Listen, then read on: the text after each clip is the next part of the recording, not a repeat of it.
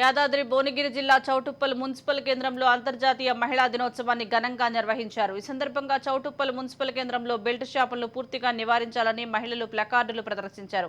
తెలంగాణ రాష్ట్రంలోని మునుగోడు నియోజకవర్గం ఒక ఐకాన్గా ఉండే విధంగా 100% బెల్ట్ షాపులను నిర్మూలిస్తామని మహిళలు చెప్పారు. మహిళల సహకారంతో మున్సిపల్ వ్యాప్తంగా బెల్ట్ షాపులను పూర్తిగా నిర్మూలిస్తామని చౌటుప్పల్ మున్సిపల్ చైర్మన్ వెన్రెడ్డి రాజు తెలిపారు.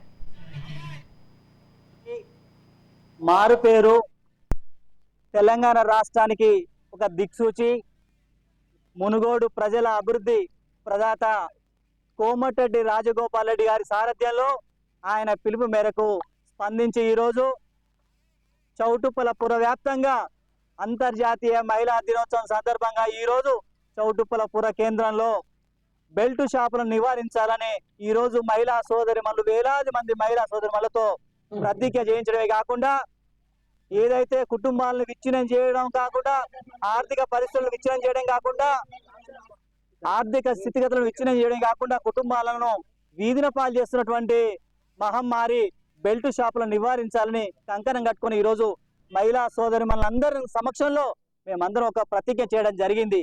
ఎట్టి పరిస్థితుల్లో చౌటుప్పల పురవ్యాప్తంగా బెల్ట్